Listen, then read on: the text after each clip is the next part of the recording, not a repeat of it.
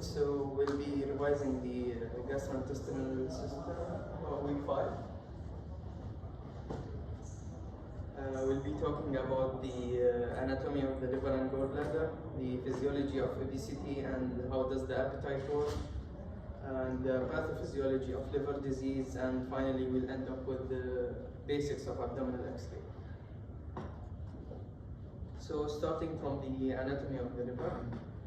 The liver is an organ situated in the right upper quadrant. As you know, we have the abdomen that is divided into 4 quadrants: the right upper, the left upper, the right lower, and the left lower. It is mainly in the right upper quadrant. And when we divide the abdomen into regions, we have 9 regions. The liver is mainly situated in the right hypochondriac, the epigastric, and a little bit partial of the left hypochondriac region. Okay, so here we have the anatomy of the liver. This is the right lobe, which is the biggest part of the liver. We have the left lobe, and this is the falciform ligament that divides the liver into 2 lobes.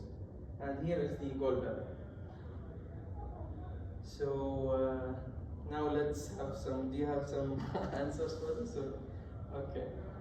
So it's simple. Like we'll start from here. Let's see. Okay. So this is, we call it the ligamentum venosum here, and then when we go here, this is the impression for the inferior vena cava, the groove for the inferior vena cava, and here, what's this green thing? Like maybe it could be, yes, the bile duct. Then here, what's this one? That's this lobe. It's called the caudate. Yeah. So the caudate is on this side. Next we have this. What's this? Which side is this? Left lobe. Left. Then the bigger one, as we said, it is the right lobe. We have this one, which is opposite to the caudate. It's called the quadrate lobe. So we have this called the porta hepatis, which means the gate for the liver, gateway.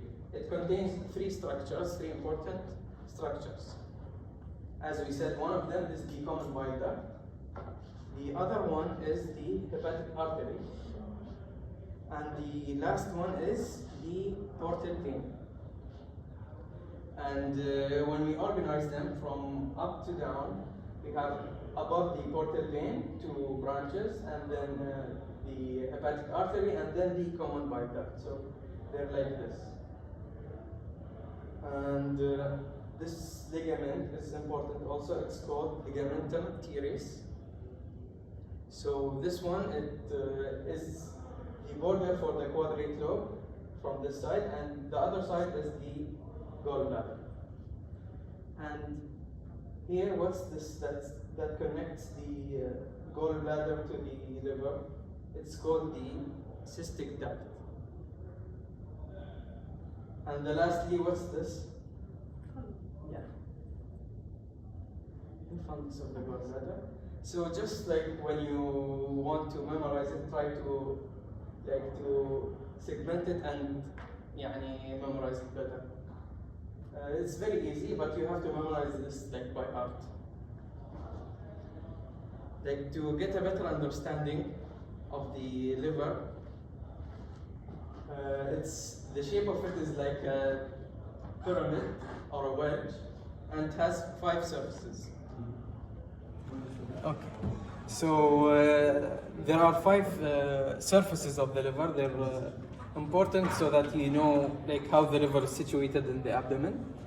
We have the anterior surface, the superior surface, behind it we have the posterior surface, and below it we have the inferior, and this is the right lateral. So if you imagine, the right lateral is overlying the ribs of the right side, as well the right lung and the right pleura. Okay, so like the liver is covered by a serous membrane. It is the visceral peritoneum, and it has like it extends into the liver through ligaments. So the ligaments attach the liver to the serous membrane and the visceral peritoneum so that it doesn't fall from the abdomen. And so I've just said this ligament. Do you know what's it? Yes. What about this one? No. Ligamentum teres من the other side. انت you missed the first part. صح في ligamentum teres بس مو هاي. This is the round ligament. What about this? Here, it attaches the liver to the diaphragm. Yes, coronary ligament. You said coronary, right? Yes. Yeah. What about these? Yes, as you can see, they're triangular shaped. Left and right. Okay, let's move on to the simple gallbladder. Start from above. What's this duct that connects? Yes. What about this one? Yes. Correct. And the gallbladder is divided into 3 parts. What's this? Neck. Exactly. Body. Body and? Correct. Okay, so the blood supply of the liver comes like mainly from the portal vein. The portal vein provides the nutrient blood to the liver, while the hepatic artery provides the rest of the oxygenated blood to the liver. The nerve supply, as we said, the celiac plexus, so it's mainly the sympathetic and parasympathetic nervous supply, and the parasympathetic is the vagus nerve. And it's drained the lymph nodes from the celiac lymph nodes. The lymph vessels go out from the liver via the porta hepatis, draining into the celiac lymph nodes. Okay, so this is a question about the quadrate lobe. Would anyone like to read it? Yes. Which of the following accurately describes the borders of the quadrate lobe of the liver? The answer is B. Correct. And why is that? Because, as you see here, the quadrate lobe is actually bordered by the ligamentum teres and the gallbladder here. And you might get another question which is about the caudate lobe. So you also know that it's ligamentum venosum and the groove for the inferior vena cava. Both of them have like the porta hepatis separating between them. Okay, so which artery is most commonly injured at the right free margin of the lesser omentum? Yes, C. And why is that? Because, as you can see, the lesser omentum is the extension of the peritoneum. So the liver is supposed to be here, and the porta hepatis gets out of the liver into the lesser omentum, and this is called the right free margin because it's not attached to anything. So here, if there is any injury here, what artery is this? It's part of the porta hepatis, which is the hepatic artery. We'll go now to the physiology of obesity and appetite. So, as you know, obesity, what's obesity? Like, how would one get obese? How does one get obese? Like, it's a balance between energy expenditure and energy intake, which is food. So if one has like energy expenditure, like good lifestyle, physical exercise, and active, with equal amount of food, he will have a normal body weight. However, if the food increases, there will be much more excessive energy that will be stored in fat form, which is the fat form will be stored into adipocytes. We will have more adipocytes in the body. So how do we know if someone is obese or not? Like, is there like a measurement for it? The what? So does anyone know what's the BMI? Yes. Body mass Yeah. It's the weight in kilograms over the height squared in meters. Exactly. So when we get the result for this, we then classify the person according to the result. So if it is between 18.5 and 24.9, this is the normal. We call it normal weight. If it is less than 18.5, it is underweight. And then we have more above than 24.9, we will have starting overweight till 29.9, then obese till 34.9, and then more than 35 will be morbidly obese or extremely obese. So this is very important to know because like BMI will encounter you almost everywhere. So can someone tell me what are some complications with the associated with obesity? Cardiovascular disease, Exactly. diabetes, Fatty liver, dyslipidemia. Also, there is obstructive sleep apnea in which the patient will not be able to sleep and they will wake up due to lack of oxygen. Okay, so the food intake concepts. We have four major concepts.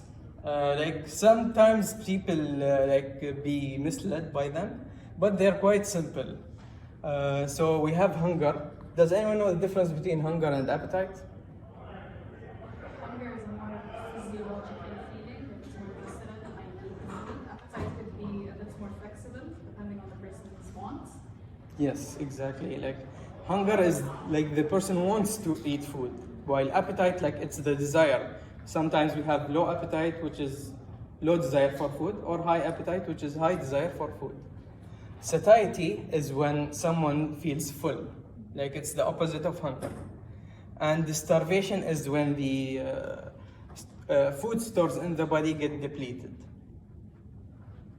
This rarely happens mainly after prolonged periods of fasting or malnutrition. Okay, so next question is quite advanced. A 40-year-old male was brought to the emergency with severe head injury following a road traffic accident. Please. Awesome. Detailed investigations and CT scan of the brain revealed that his hypothalamus was damaged during the accident. Later, during the follow-up visit, he presented with a complaint of hyperphagia, and on physical examination, he was found to be obese. Lesion of which of the following region will be responsible for causing his condition? Ventromedial. Exactly, that's correct. And why? Do you know? Because it's the satiety center. Perfect. So as you can see, the appetite is regulated in the brain, particularly in the hypothalamus. We have three major nuclei that control this. So the first one is the arcuate nucleus, which is like the switchboard. It tells us what to feel or which nucleus that will get activated. So this arcuate nucleus, which is the small purple one, it's the one, it doesn't have any use other than directing this and this nuclei. The next one is the ventromedial nucleus, as he answered correctly. It is the satiety center. So when this one gets activated, the person feels full, which is the satiety center, the ventromedial nucleus. And the last one is the lateral hypothalamic area, or the lateral hypothalamic nucleus. It is the feeding center. When it gets activated, the person will feel the need for food and more hunger. Okay, so when a person feels hungry, there are two mechanisms to tell the brain that the person needs food. The first one is when you think of food and then your stomach is empty. So the mechanoreceptors in your stomach, they will send slow signals via the vagus nerve to the arcuate nucleus, which by then it will send here. So via the vagus and through the medulla, the solitary nucleus, into the arcuate. So you're hungry. What does this do?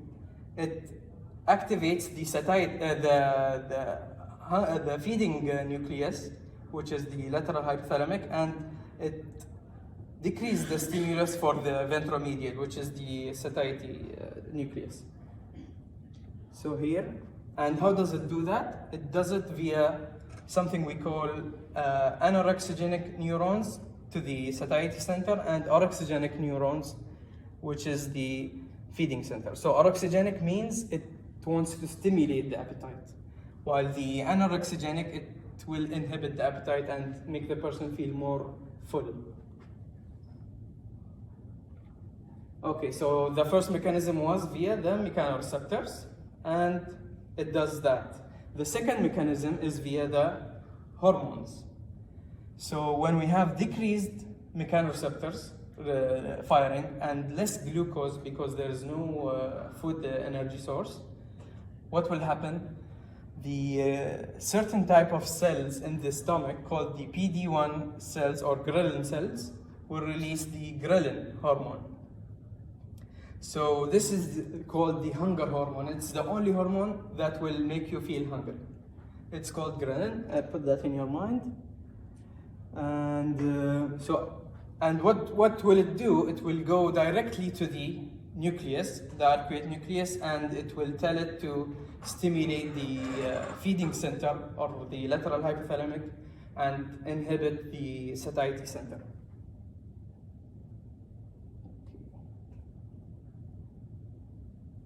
So now, do you know how does hunger work physiologically to the brain?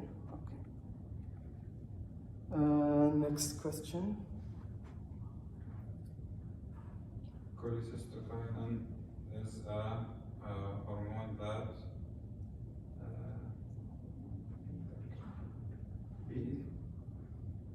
B, yes. It is a satiety hormone and it acts the opposite of ghrelin. Okay. So also here we have the mechanoreceptor part and the hormonal part for the satiety, the opposite. So when you eat food, your stomach gets stretched. And when it gets stretched, the mechanoreceptors will start firing via the vagus nerve into the nuclei, which will stimulate the satiety center, which is the ventromedial nucleus. And this will inhibit the feel of hunger. The other way is through, when the food moves through your digestive tract until it reaches the duodenum. There, the food will be broken into amino acids, glucose, fat, and they will be detected by chemoreceptors. Those chemoreceptors will detect these substances and start secreting some hormones. So for each type of substance broken down from the food, there is a specific hormone secreted. So when you have the fat and protein, the eye cells in the duodenum, they will secrete the cholecystokinin, CCK. So this CCK, as we said, it's a what? It's a hunger or satiety? Exactly. So when this is secreted, it will do the job of making the person feel more full. And the next one is the, so when you have glucose and protein, they will stimulate the L cells to secrete two types of hormones, the peptide YY and the glucagon receptor 1, GLP-1. So these two are the same, have a similar role, and they also stimulate satiety and reduce hunger. So we have three main hormones secreted from the duodenum called peptide YY, glucagon-like peptide 1, and cholecystokinin that will increase the feeling of satiety. And also glucose, when it increases the level. Sure. Okay. So first we have food. It will be broken down into fat, protein, and glucose. So the fat and protein, they stimulate the eye cells. The eye cells, they are type of neuroendocrine cells in the duodenum that when they sense that there is fat in the duodenum, they will release this cholecystokinin hormone that will also aid in the feeling of satiety. However, and also when the glucose reaches the duodenum, it will stimulate the L cells alongside the protein, which was already there. Will stimulate peptide YY and glucagon-like peptide 1. So these are also satiety hormones that will be secreted. And they all work on the hypothalamus part of the nuclei that we talked about. And also when the, is it good? So also when we have the glucose in the blood, it will be elevated when the food is broken down, which will stimulate the release of insulin. So where is insulin released from? Yes, do you know what type of cells? Exactly. The beta cells will increase the release of hormone into the blood to increase the uptake of glucose into the cells. Okay. Anyone would like to answer this?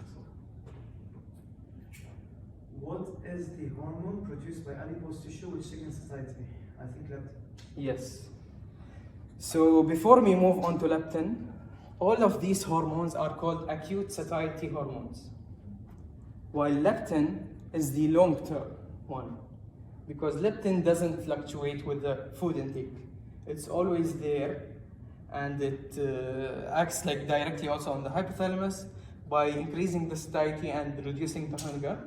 So if the person has more adipose cells, he will have more leptin in his body, which will, because the body is trying to tell him that decrease the food intake. We have a lot of fat cells.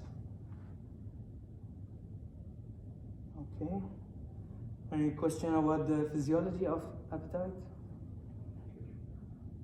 Okay, let's move to the pathology part. Any ideas what does the liver do? Every metabolic or ultra metabolic functions. Yes, Releases bile. exactly. Detoxification. Yes. So a lot of factors, as a lot of functions, as you guys said. So removes toxic byproducts of medications. It's very important in the pharmacological part of metabolizing the medications. Breaks down the food by secreting bile, producing bile. And another one is substances that regulate blood clotting. Okay. So.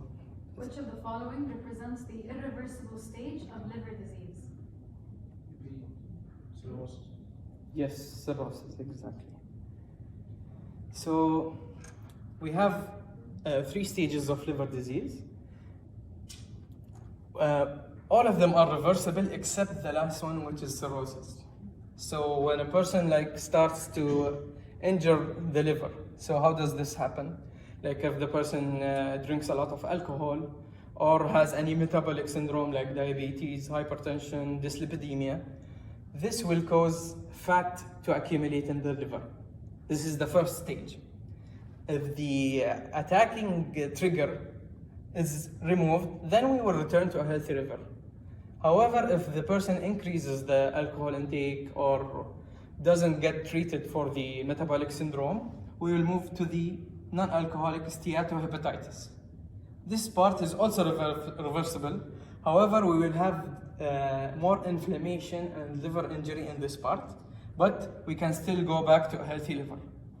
If the person continues to do the negative triggers for the liver, such as the alcohol and the various metabolic syndrome, we will move to cirrhosis, which is the final stage, and it's irreversible. We can't even treat this condition.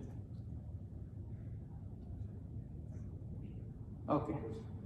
So, in the pathology of the liver, when the cells get triggered through various toxins, first we will have inflammation, which is when the cells there is increased influx of inflammatory cells, the cells that increase inflammation. So sometimes they will cause cell death. Like when this inflammation is increased and there is toxins, it will be a bad environment for the liver. We will have cell death. So after cell death, when the toxins get eliminated, mostly we have regeneration, which is the regenerate, because the liver is the like it can regenerate itself very quickly. Even if you remove like 90% of the liver, the remaining 10% can regenerate itself to create a new liver. So, however, if this stage doesn't happen, we will have fibrosis. What is this? Is the formation of scar tissue. We will no longer have the normal cells of the liver, and then we will move to scar tissue, which is the irreversible part. Okay. So here we have the diagram showing the stages, as we said. Normal liver going to hepatic steatosis, which is the fatty infiltration, the first stage. Next one, if doesn't get treated, we'll go to steatohepatitis plus fibrosis, which is the fat there, it's still there, and we have some hepatocellular injury and inflammation. And then we will move to cirrhosis. What causes all of this? Mainly two things. The most important thing is alcohol intake. It causes fatty liver, and it causes like these three stages. And also there's something called the non-alcoholic fatty liver disease, which is, as we said, the metabolic part of it. When a person has diabetes, hypertension, dyslipidemia, he will have non-alcoholic. However, if the main trigger was alcohol, he will have alcoholic. However, they're mostly similar, like in the pathology. Okay. So, does anyone know what happens if a person has cirrhosis? What are the complications or symptoms? Spleen enlargement. Spleen enlargement. Portal hypertension. Portal hypertension. Varices, hemorrhoids. Yes. Like what causes the varices? The portal hypertension. Yes. Because the liver is no longer. Yeah, and what causes the jaundice? The destruction. The liver can no longer handle conjugating the bilirubin. Exactly. Excellent. Okay, like if a person doesn't have cirrhosis and has the other ones, what is the symptom? Like if he's still in this stage, let's say. So like inflammatory signs of inflammation going around in the body. Could be, but mainly it's asymptomatic. Like both of them.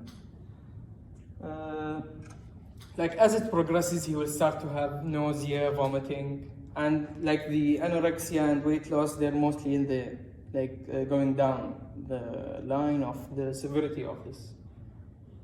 And other than the some important complications that could happen due to cirrhosis are first, massive GI hemorrhage.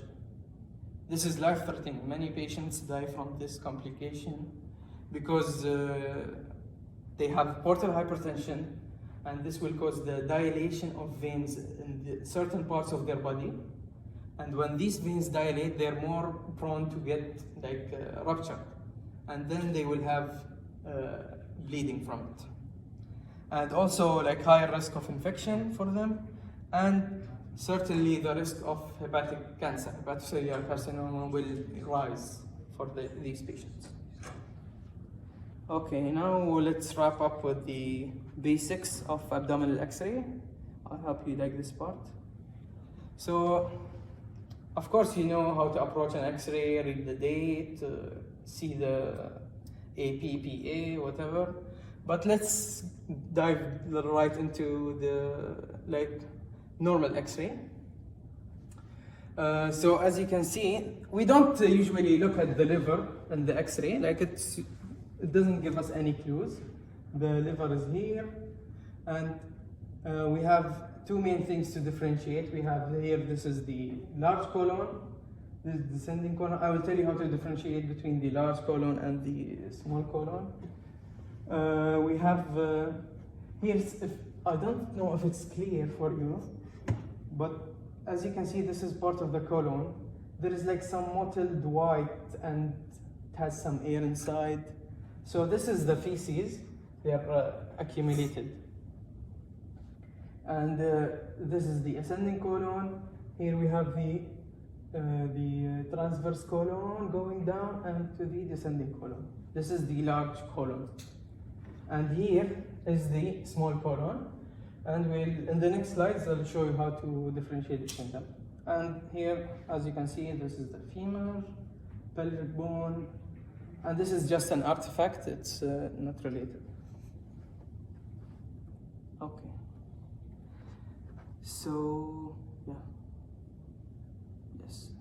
Here, this is an image that displays the large colon clearly. As you can see here, the large colon has a larger diameter. The small colon, it's like, you see these, like circles, they have smaller diameter. This is the small intestine. And another feature of the, yes. Does anyone know what's this called? Like, this one? Illustrations. Yes. Illustration is perfect. What about these? These, like, tell me first, what is this and what are these? Yes. Yes, correct. So here, as you can see, the one way to differentiate is that you can see the line, it's continuing all the way, the plica circularis. While the hostra, it's like just pinching it. Okay? Okay, so what's happening here? What's this? Small dilatation. Yes. Dilatation. Exactly. You can see that it's, and why could it be dilated? Because of an obstruction, yeah. So, and what's this? Yes, the stomach bubble. So, yes, as you guys said, because it's dilated, and you can see that there is the plica circularis, which resembles the small intestine. What about this? Yes, two principles. No, Yeah. forget about this. There is obstruction of the large intestine. Exactly. Large intestine. Yes, you can see that it's like, it's dilated, and there is like, it's not uniform, and you can see that it's too much dilated than normal. What could be the cause? So many causes, like one of the causes could be like having like adhesions post-surgery, like if a person does surgery and then like surgery to the part of the colon, and then maybe after 1 or 2 months, there will be more inflammatory adhesions that will attach to the bowel, and then they will sometimes like squeeze and obstruct. Another cause could be like fecal impaction. There is stuck, there is a very hard piece of feces that is not able to go down, maybe in patients with like having cystic fibrosis will have this happen for them. Also we have like sometimes in volvulus cases, like when the large intestine gets twisted. But here it's like, it's not apparent the cause, it's just saying that it's obstructed. What about this? Yes, but is there something weird? Yes. The entire thing is dilated. Yeah, but there's something missing.